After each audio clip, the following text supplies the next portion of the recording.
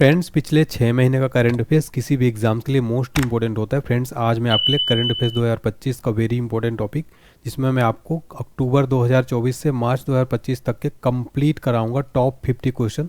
मैंने आपके लिए सारे question exam oriented most important और सेलेक्टेड लिए जो एग्जाम में ज़रूर पूछे जाएंगे। मैंने ऐसे क्वेश्चन इसमें इंक्लूड किए हैं फ्रेंड जो एग्ज़ाम में डायरेक्ट बन सकते हैं आने वाले एग्जाम्स में, चाहे आपका बिहार पुलिस का एग्ज़ाम हो या फिर आपका बीपीएससी के एग्ज़ाम हो, एसएससी के एग्ज़ाम हो, रेलवे ग्रुप डी एनटीपीसी के एग्ज़ाम हो, कोई भी एग्ज़ाम हो, पुलिस टीचर वैकेंसी, सभी एग्जाम्स के लिए वीडियो बहुत ही ज़्यादा यूज़फुल रहने वाला है। मैंने देखिए काफ़ी मेहनत किया है, हर क्वेश्चन में आपको एक्स्ट्रा फैक्ट बताऊंगा और ऐसे क्वेश्चन हैं फ्रेंड जो एग्ज़ाम में आजकल बनते हैं।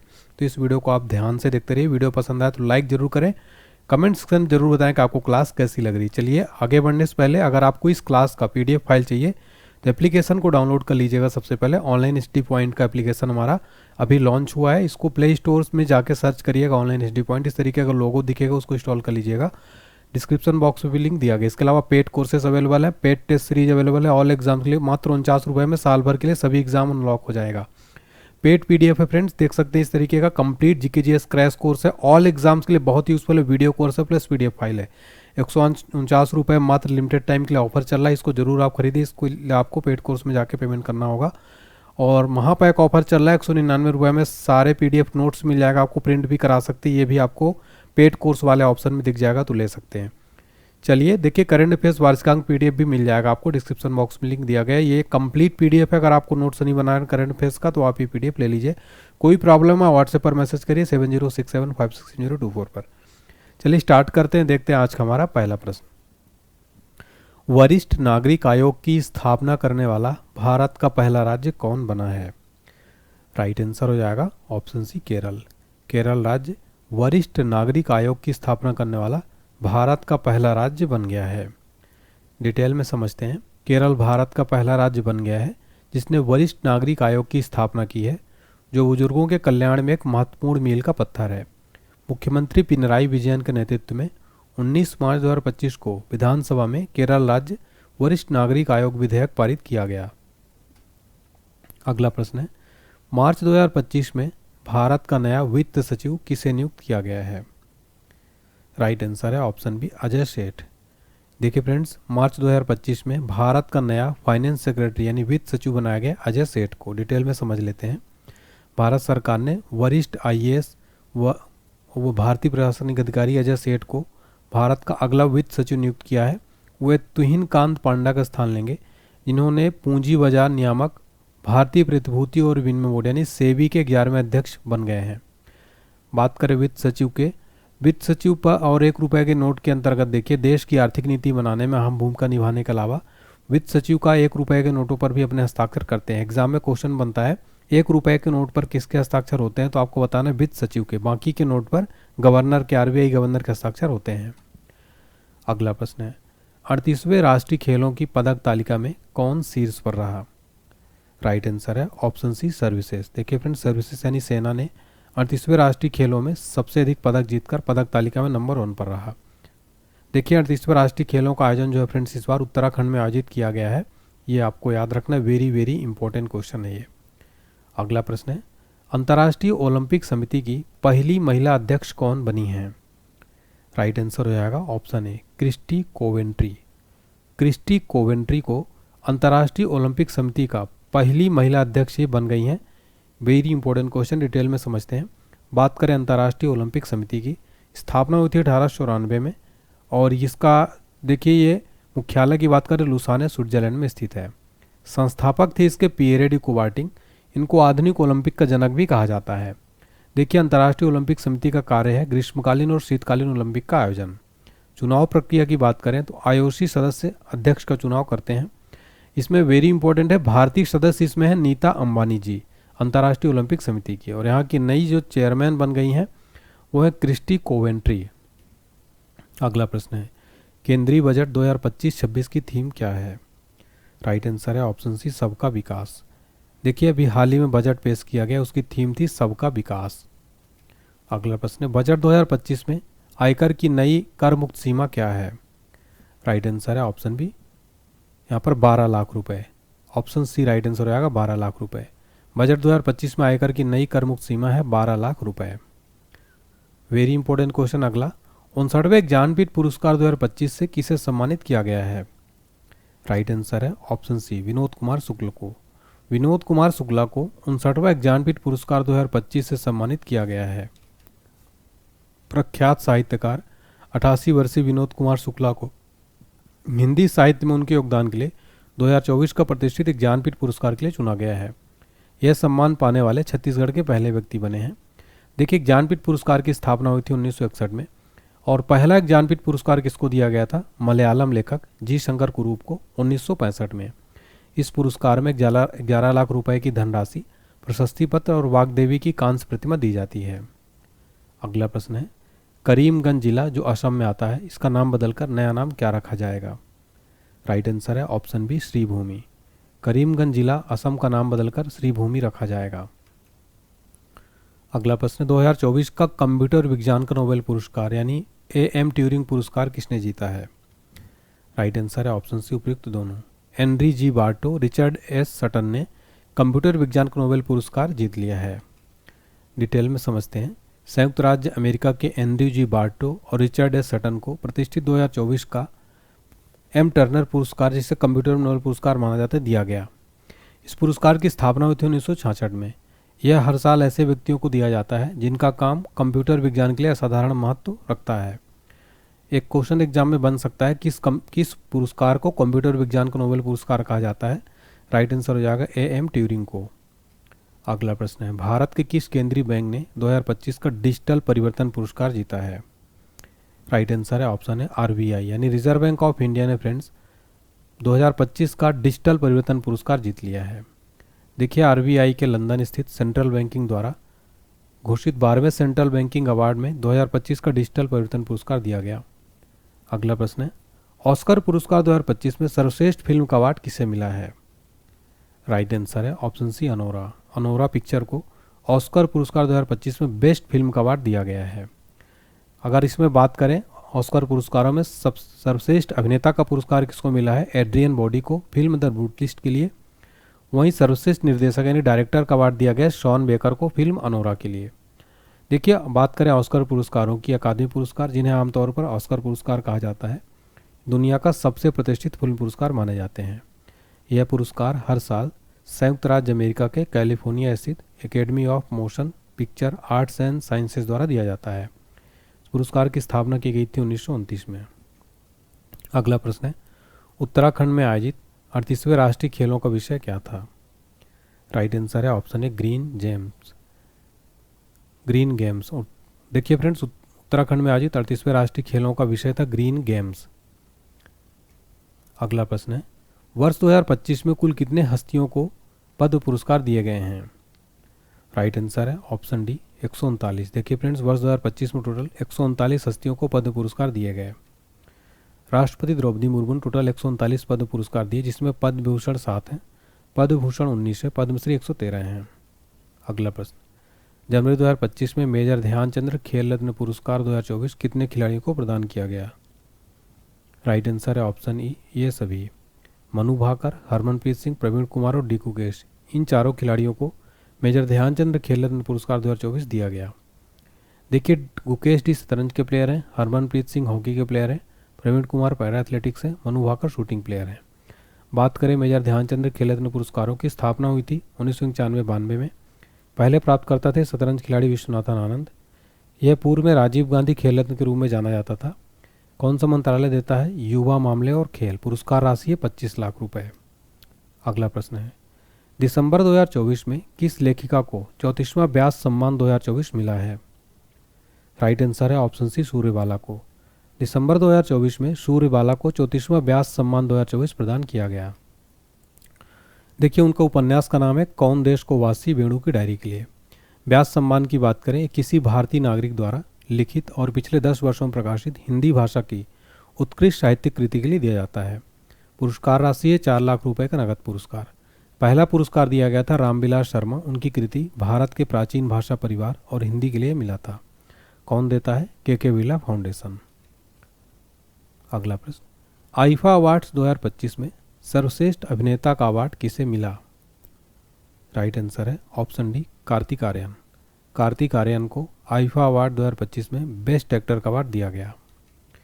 कार्तिक आर्यन को भूल भुलैया 3 में रूह बाबा के रूप में इन्होंने रोल निभाया था, इसके लिए इनको ये अवार्ड दिया गया है। अगला प्रश्न वेरी इंपॉर्टेंट है, वर्ल्ड हैप्पीनेस रिपोर्ट 2025 में भारत को कौन सा स्थान मिला है? राइट आंसर है ऑप्शन डी 118वां स्थान। वर्ल्ड हैप्पीनेस रिपोर्ट 2025 जारी किया गया, भारत को 118वां स्थान प्राप्त हुआ है। 147 देशों की इस रैंकिंग में भारत को 118वां स्थान मिला। पिछले साल इस रैंकिंग में भारत 126वें नंबर पर था। इस तरह भारत की रैंकिंग में 8 स्थानों का सुधार हुआ है। पाकिस्तान को हैप्पीनेस इंडेक्स में 109वीं रैंक मिली है। 2024 में 126वां स्थान था भारत का। अगला प्रश्न, हेनले पासपोर्ट इंडेक्स 2025 में भारत की रैंक क्या है? राइट आंसर है option B 85। Henley passport index 2025 में भारत 85 स्थान पर है। जारी करता है Henley and partners. Top country रहा इसमें सिंगापुर। भारत की बात करें तो भारत 85 स्थान पर रहा। देखिए, किसी देश की सूचकांक में स्थान उन देशों की संख्या के आधार पर की जाती है जो उस देश के नागरिकों को वीजा मुक्त यात्रा की अनुमति देते हैं।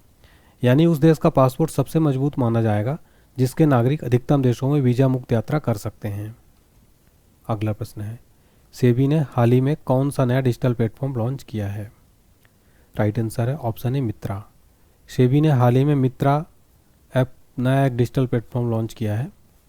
अगला प्रश्न है हमारा, वैश्विक भूख सूचकांक यानी ग्लोबल हंगर इंडेक्स 2024 में भारत की रैंक क्या है? राइट आंसर है ऑप्शन बी 105। वैश्विक भूख सूचकांक 2024 में भारत की रैंक है 105।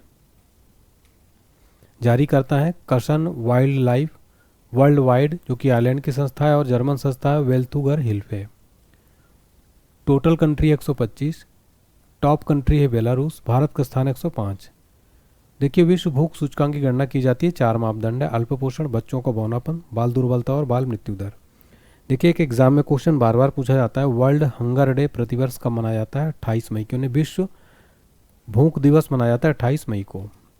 अगला प्रश्न है, आईसीसी चैंपियंस ट्रॉफी 2025 का खिताब किस देश ने जीत लिया है? राइट आंसर है ऑप्शन बी भारत ने। भारत ने आईसीसी चैंपियंस ट्रॉफी 2025 का खिताब जीत लिया है। भारत ने चैंपियंस ट्रॉफी 2025 के फाइनल में न्यूजीलैंड को 6 विकेट से हराकर खिताब अपने नाम कर लिया। यह भारत का लगातार दूसरा आईसीसी टूर्नामेंट है। इसमें उपविजेता रहा न्यूजीलैंड। गोल्डन बॉल अवार्ड मिला है मैट हेनरी को, न्यूजीलैंड के हैं, और गोल्डन बैट अवार्ड मिला सचिन रविंद्र को, ये भी न्यूजीलैंड के हैं। गोल्डन बॉल अवार्ड सर्वाधिक विकेट लेने वाले प्लेयर को दी जाती है। गोल्डन बैट अवार्ड सर्वाधिक रन बनाने वाले खिलाड़ी को दिया जाता है। फिर हमारा अगला प्रश्न है, ऑस्ट्रेलियन ओपन 2025 में महिला एकल का खिताब किसने जीता है? राइट आंसर है option C Madison Keys. Australian Open 2025 में महिला एकल खिताब जीता है मैडिसन कीज ने। अगला प्रश्न है, विश्व सरकार शिखर सम्मेलन यानी वर्ल्ड गवर्नमेंट समिट 2025 का 12वां संस्करण कहाँ आयोजित किया गया? राइट आंसर है ऑप्शन सी दुबई में। देखिए फ्रेंड्स, विश्व सरकार शिखर सम्मेलन वर्ल्ड गवर्नमेंट समिट 2025 का 12वां संस्करण दुबई में आयोजित किया गया है। कब किया गया? 10 फरवरी 2025 को। कौन सा संस्करण था? 12वां। भारत की ओर से इसमें भूपेंद्र यादव, केंद्रीय पर्यावरण, वन और जलवायु परिवर्तन मंत्री ने भाग लिया। इसका थीम था भविष्य की सरकारों को आकार देना। शुरुआत हुई थी इस सम्मेलन की 2013 में। अगला प्रश्न है, G20 शिखर सम्मेलन 2024 का आयोजन कहाँ हुआ है? राइट आंसर है ऑप्शन है रियो डी जेनेरियो, ब्राज़ील में। G20 शिखर सम्मेलन 2024 का आयोजन हुआ रियो डी जेनेरियो, ब्राज़ील में। कब हुआ है? 18 से 19 नवंबर 2024 को। संस्करण था 19वां। अध्यक्षता किया है ब्राज़ील के प्रेसिडेंट लूला दा सिल्वा ने। इसकी थीम थी एक न्यायपूर्ण विश्व और एक सतत ग्रह का निर्माण, यानी इंग्लिश में building a just world and a sustainable planet. Bharat की तरफ से किसने भाग लिया? नरेंद्र मोदी ने। 2025 की मेजबानी होगा जोहान्सबर्ग, दक्षिण अफ्रीका में। G20 की स्थापना 26 सितंबर 1999 को हुई थी। पहला शिखर सम्मेलन कब हुआ था? 2008 में, अमेरिका के वाशिंगटन डीसी में। 21वां सदस्य अफ्रीकन यूनियन, 19 देश हैं प्लस एक EU संगठन है, यूरोपीय यूनियन। देखिए फ्रेंड्स, बात करें G20 कंट्रीज़ को याद कैसे रख सकते हैं आप, एग्जाम में डायरेक्ट प्रश्न बनता है, तो आपके लिए एक ट्रिक है। गुरु जी सीता एसएससी FCI में जॉब करती है। देखिए, गुरु से आप याद रख, जी से जर्मनी, यू से USA, R से रसिया, यू से यूनाइटेड किंगडम। फिर जी से याद रख, JI से जापान और I से इंडिया। सीता से S से सऊदी अरबिया, I से इंडोनेशिया, T से टर्की, A से ऑस्ट्रेलिया। फिर अब से A से अर्जेंटीना, B से ब्राज़ील। SSC से S से साउथ अफ्रीका, S से साउथ कोरिया, C से कनाडा। FCI से हो जाएगा F से फ्रांस, C से चाइना, I से इटली, मे से हो जाएगा M से मैक्सिको, E से यूरोपियन यूनियन। देखिए फ्रेंड्स, जॉब करती है ये क्या रहेगा, साइलेंट रहेगा। तो गुरुजी सीता SSC FCI में जॉब करती है। इस तरीके से आप पूरा G20 कंट्रीज़ का नाम जो है याद रख सकते हैं। ट्रिक कैसी लगी कमेंट सेक्शन में जरूर बताइएगा। अगर ट्रिक अच्छी लगे तो वीडियो लाइक जरूर कर दीजिए। अगला प्रश्न है, 2025 में 18वां प्रवासी भारतीय सम्मेलन का आयोजन कहाँ हुआ है? राइट आंसर है ऑप्शन डी, भुवनेश्वर में। ओडिशा की राजधानी भुवनेश्वर में 18वां प्रवासी भारतीय सम्मेलन का आयोजन किया गया। देखिए, ओडिशा की राजधानी भुवनेश्वर में आयोजित किया गया है। यह कार्यक्रम प्रवासी भारतीय समुदाय के योगदान को सम्मानित करता है। इस वर्ष का विषय था विकसित भारत में प्रवासी भारतीयों का योगदान। मुख्य अतिथि रहे क्रिस्टीन कार्ला कंगालू, जो कि त्रिनिदाद और टोबैको गणराज्य के राष्ट्रपति हैं। इसकी शुरुआत हुई थी सम्मेलन की 2003 में। ये द्विवार्षिक आयोजन होने लगा 2015 से, और पिछला संस्करण हुआ था 2023 में इंदौर MP में। क्यों मनाते हैं? महात्मा गांधी के 9 जनवरी 1915 को दक्षिण अफ्रीका से भारत वापस आने की याद में प्रतिवर्ष प्रवासी भारतीय दिवस मनाया जाता है, और प्रतिवर्ष प्रवासी भारतीय दिवस 9 जनवरी को मनाया जाता है। देखिए, कुछ संवैधानिक पदाधिकारी देख लेते हैं। वर्तमान में भारत की राष्ट्रपति हैं द्रौपदी मुर्मू 15वें क्रम की, उपराष्ट्रपति हैं जगदीप धनखड़ 14वें क्रम के, नरेंद्र मोदी जी हैं प्रधानमंत्री 15वें क्रम के। इनका संसदीय क्षेत्र है फ्रेंड्स कौन सा? वाराणसी, ठीक है, बनारस। और देखिए, जो राष्ट्रपति हैं, भारत की राष्ट्रपति बनने वाली पहली आदिवासी महिला हैं। 64 वर्ष की आयु में भारत की राष्ट्रपति बनने वाले सबसे कम उम्र की व्यक्ति भी हैं राष्ट्रपति द्रौपदी मुर्मू। उपराष्ट्रपति की बात करें तो अनुच्छेद 63 के अंतर्गत भारत को उपराष्ट्रपति का वर्णन किया गया है। भारत को उपराष्ट्रपति किसका पदेन सभापति होता है? राज्यसभा का। अगला प्रश्न है, online food delivery company Zomato का नाम बदलकर नया नाम क्या रखा जाएगा? राइट आंसर हो जाएगा ऑप्शन है इटर्नल लिमिटेड। देखिए, जोमेटो का नया नाम हो जाएगा इटर्नल लिमिटेड। जोमेटो की स्थापना 2008 में फूडी वे के नाम से हुई थी। फिर 18 जनवरी 2010 को इसका नाम बदलकर जोमेटो कर दिया गया। जोमेटो के 4 मुख्य कारोबार हैं, जोमेटो, ब्लिंकिट, हाइपर प्योर और डिस्ट्रिक्ट। बात करें, देखिए, दीपेंद्र गोयल और पंकज ने मिलकर साल 2008 में फूडी वे खोला था। अगला प्रश्न है, सर्वोच्च न्यायालय के बदले गए नए ध्वज का रंग कैसा है? राइट आंसर है ऑप्शन सी, गहरा नीला। सर्वोच्च न्यायालय के बदले गए नए ध्वज का रंग है गहरा नीला। सर्वोच्च न्यायालय के नए ध्वज का डिजाइन काफ़ी सारगर्भित और प्रतीकात्मक है। ध्वज पर गहरे नीले रंग की पृष्ठभूमि है जो न्याय और स्थिरता का प्रतीक है। इसका अनावरण किया था राष्ट्रपति द्रौपदी मुर्मू जी ने। बात करें, सर्वोच्च न्यायालय की स्थापना हुई थी 28 जनवरी 1950 को। वर्तमान मुख्य न्यायाधीश है संजीव खन्ना। अगला प्रश्न, हाल ही में टाइम मैगजीन द्वारा जारी woman of the year 2025 list में किस भारतीय का नाम शामिल है? राइट आंसर है ऑप्शन सी, पूर्णिमा देवी बर्मन। टाइम मैगजीन द्वारा जारी woman of the year 2025 list में पूर्णिमा देवी बर्मन का नाम शामिल है। अगला प्रश्न, किस हवाई अड्डे ने प्रतिष्ठित सर्वश्रेष्ठ सुरक्षा पुरस्कार जीता है? राइट आंसर है ऑप्शन है मोपा एयरपोर्ट। मोपा एयरपोर्ट ने प्रतिष्ठित सर्वश्रेष्ठ सुरक्षा पुरस्कार जीता है। अगला प्रश्न है, हाल ही में किस शहर को असम राज्य की दूसरी राजधानी के रूप में घोषित किया गया है? राइट आंसर है ऑप्शन है डिब्रूगढ़। डिब्रूगढ़ शहर को असम राज्य की दूसरी राजधानी घोषित किया गया। अगला प्रश्न है, पहला ओलंपिक ई स्पोर्ट्स खेल 2027 किस देश में आयोजित होगा? राइट आंसर है ऑप्शन डी, सऊदी अरब में। सऊदी अरब में पहला ओलंपिक ई स्पोर्ट्स खेल 2027 में आयोजित किया जाएगा। अगला प्रश्न है, मार्च 2025 में भारत की पहली महिला विधि सचिव किसे नियुक्त किया गया है? राइट आंसर हो जाएगा ऑप्शन बी, अंजू राठी राणा को। अंजू राठी राणा को भारत की पहली महिला विधि सचिव नियुक्त किया गया है। देखिए, विधि सचिव ये भारत सरकार के कानून मंत्रालय के तहत एक महत्वपूर्ण पद होता है। इसका कानूनी मसलों में सरकार को परामर्श देना है, न्यायिक प्रक्रिया में सहयोग करना है। अगला प्रश्न है, मार्च 2025 में भारतीय रिजर्व बैंक ने किसे कार्यकारी निदेशक के पद पर नियुक्त किया है? राइट आंसर है ऑप्शन है डॉक्टर अजीत रत्नाकर जोशी। डॉक्टर अजीत रत्नाकर जोशी को आरबीआई ने कार्यकारी निदेशक नियुक्त किया है। आरबीआई की स्थापना हुई थी 1 अप्रैल 1935 को। मुख्यालय मुंबई में है। राष्ट्रीयकरण हुआ था 1 जनवरी 1949 को। अगला प्रश्न, प्रधानमंत्री के प्रमुख सचिव 2 कौन बने हैं? राइट आंसर है ऑप्शन बी, शक्तिकांत दास। शक्तिकांत दास प्रधानमंत्री के प्रधान सचिव 2 बनाए गए हैं। मैं आपको यहाँ पर बताना चाहता हूँ, प्रधानमंत्री के प्रमुख सचिव 1 है डॉक्टर PK मिश्रा। यानी इसका मतलब ये है कि प्रधानमंत्री के भी 2 प्रधान सचिव नियुक्त किए गए हैं। पहले हैं डॉक्टर पीके मिश्रा और दूसरे बनाए गए हैं शक्तिकांत दास, जो कि आरबीआई के पूर्व गवर्नर हैं। अगला प्रश्न है, हाल ही में दिल्ली की नई मुख्यमंत्री कौन बनी है? राइट आंसर हो जाएगा ऑप्शन बी, रेखा गुप्ता। दिल्ली की नई मुख्यमंत्री बन गई हैं रेखा गुप्ता। अगला प्रश्न है, हाल ही में जर्मनी के नए चांसलर कौन बने हैं? राइट आंसर है ऑप्शन बी। देखिए राइट आंसर हो जाएगा option E, Friedrich Merz. Friedrich Merz हाल ही में जर्मनी के नए चांसलर बनाए गए हैं। तो हाल ही में जर्मनी के नए चांसलर बन गए फ्रेडरिक मर्ज। अगला प्रश्न है, जनवरी 2025 में भारतीय अंतरिक्ष अनुसंधान संगठन यानी इसरो के नए अध्यक्ष कौन बने हैं? राइट आंसर हो जाएगा ऑप्शन डी, वी नारायणन। जनवरी 2025 में इसरो के नए चेयरमैन बनाए गए हैं वी नारायणन। जनवरी 2025 में केंद्र सरकार ने डॉक्टर वी नारायणन को इसरो का 11वां अध्यक्ष और अंतरिक्ष विभाग का सचिव नियुक्त किया है। इन्होंने सोमनाथ का स्थान लिया। इसरो भारत की अंतरिक्ष एजेंसी है। इसरो का फुल फॉर्म है इंडियन स्पेस रिसर्च ऑर्गेनाइजेशन। स्थापना हुई थी 1969 में। मुख्यालय है बेंगलुरु कर्नाटक में। संस्थापकों का पहले अध्यक्ष थे विक्रम साराभाई। भारतीय अंतरिक्ष कार्यक्रम का जनक किसको कहा जाता है? विक्रम साराभाई को। अगला प्रश्न है, नवंबर 2024 में किसे भारत का 51वां मुख्य न्यायाधीश के रूप में नियुक्त किया गया है?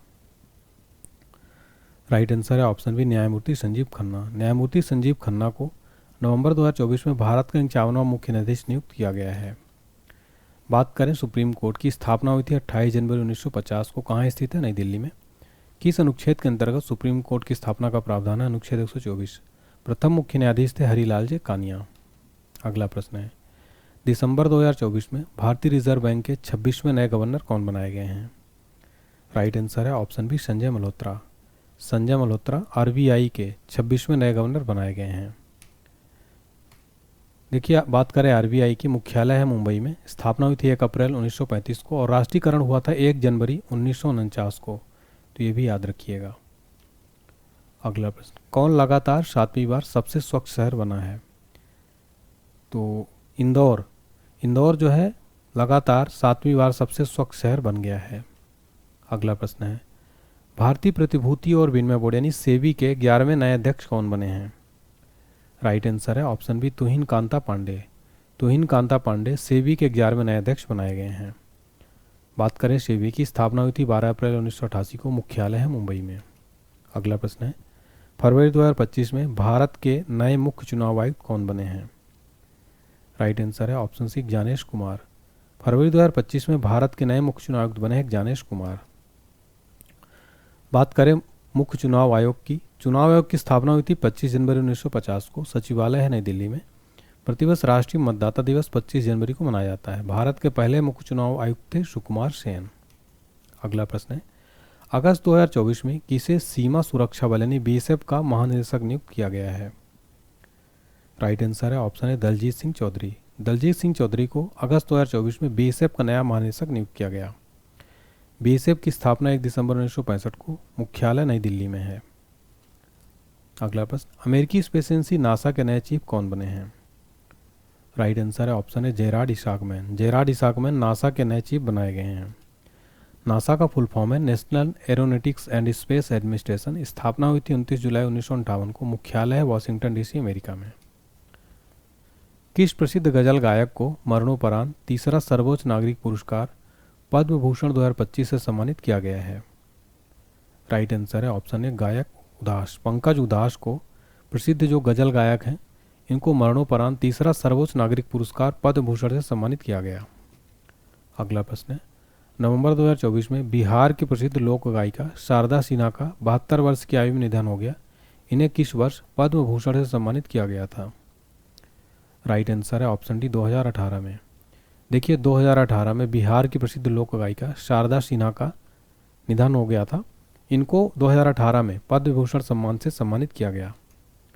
प्रसिद्ध लोक गायिका शारदा सिन्हा, जिन्हें बिहार कोकिला के नाम से जाना जाता है, 72 वर्ष की आयु में निधन हो गया था। 2018 में भारत का तीसरा सबसे बड़ा नागरिक पुरस्कार से सम्मानित किया गया था। 1991 में संगीत नाटक अकादमी और पद्मश्री से भी सम्मानित किया गया है। यहाँ पर एक चीज़ और अपडेट कर लीजिएगा, वर्ष 2025 में मरणोपरांत इनको पद्म विभूषण भी दिया गया है, ठीक है, जो कि दूसरा सर्वोच्च नागरिक सम्मान है। अगला प्रश्न है, हाल ही में भारत के किस राज्य में राष्ट्रपति शासन लगाया गया है? राइट आंसर है ऑप्शन बी मणिपुर। देखिए फ्रेंड्स, पूर्वोत्तर भारत के मणिपुर राज्य में राष्ट्रपति शासन लगाया गया है। अगला प्रश्न है, भारत की पहली एआई यूनिवर्सिटी कहाँ बनाने की घोषणा हुई है? राइट आंसर है ऑप्शन है महाराष्ट्र में। महाराष्ट्र में भारत की पहली एआई यूनिवर्सिटी बनाने की घोषणा की जा चुकी है। अगला प्रश्न है, 26 दिसंबर 2024 को पूर्व प्रधानमंत्री डॉक्टर मनमोहन सिंह जी का 92 वर्ष का निधन हो गया। वह भारत के किस क्रम के प्रधानमंत्री थे? राइट आंसर है ऑप्शन सी 13वें क्रम के। वह 13वें क्रम के पीएम थे।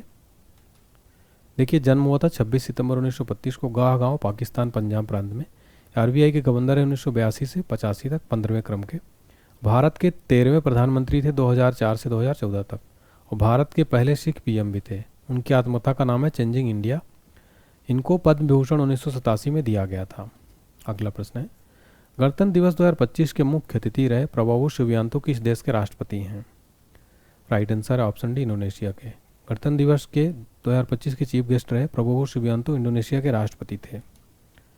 अगला प्रश्न है, भारतीय विशिष्ट पहचान प्राधिकरण यानी यूआईडीएआई के नए सीईओ कौन बने हैं? राइट आंसर है option C Bhuvnesh Kumar. Bhuvnesh Kumar UIDAI के नए सीईओ बनाए गए हैं। अगला प्रश्न है, 67वां ग्रैमी अवार्ड 2025 कितने भारतीयों ने जीता है? राइट आंसर है ऑप्शन है 1। 67वें ग्रैमी अवार्ड 2025 में एक भारतीय ने ग्रैमी अवार्ड जीता है। देखिए, चंद्रिका टंडन जो हैं इनको दिया गया है। इन्हों आपको बता दें 67वें ग्रैमी अवार्ड में त्रिवेणी के लिए सर्वश्रेष्ठ न्यू एज एम्बियंट या चैट एल्बम का ग्रैमी अवार्ड जीता है। अगला प्रश्न है, पोर्ट ब्लेयर का नाम बदलकर नया नाम क्या रखा जाएगा? राइट आंसर है option B Shri Vijayapuram. Port Blair का नया नाम होगा श्री विजयपुरम।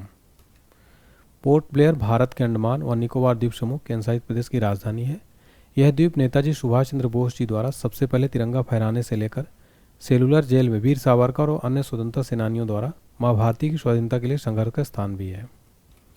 तो फ्रेंड्स, यहाँ पर हमने कंप्लीट 53 क्वेश्चन देखे लास्ट 6 मंथ्स को। उम्मीद करता हूँ क्लास पसंद आई होगी।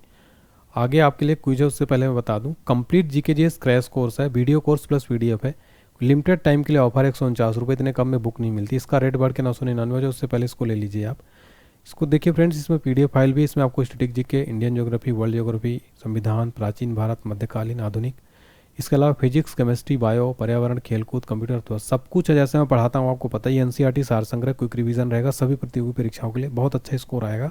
इसके लिए आपको एप्लीकेशन डाउनलोड करना होगा। पेड कोर्स के में जाएंगे, पेमेंट के जस्ट बाद आपको मिल जाएगा ये कोर्स 149 रुपये में। टेस्ट सीरीज भी आप ले सकते हैं हमारी, 49 रुपये में। All exam, SSC, railway, police, banking सब कुछ अनलॉक हो जाएगा मात्र 49 में 1 ईयर के लिए। पेड पीडीएफ भी ले सकते हैं ऑल एग्जाम्स के लिए, फ्री पीडीएफ भी अवेलेबल हो जाएगी। क्विज, सिलेबस सब कुछ अपडेट किया जा रहा है। और टेलीग्राम, व्हाट्सएप और इंस्टा जरूर ज्वाइन कर लें। आपके लिए टेस्ट का क्वेश्चन है, बताना है आपको 59वां ज्ञानपीठ पुरस्कार से किसे सम्मानित किया गया है। इसका आंसर आप जरूर बताइए। फिर दूसरा है, ज्ञानपीठ पुरस्कार किस क्षेत्र में दिया जाता है। दोनों के आंसर आप करिए कमेंट सेक्शन में। अगर आपको लगता है कि इस वीडियो में मैंने मेहनत की है तो लाइक करें, इस वीडियो को शेयर करें, चैनल को सब्सक्राइब करके बेल आइकन जरूर प्रेस कर लें ताकि आपको सबसे पहले अपडेट मिलती रहे। और कमेंट सेक्शन में जरूर बताइए कि जाइएगा फ्रेंड्स कि आपको क्लास कैसी लगी। अगर अच्छी लगी तो जरूर लिखिएगा nice class sir. Thank you so much.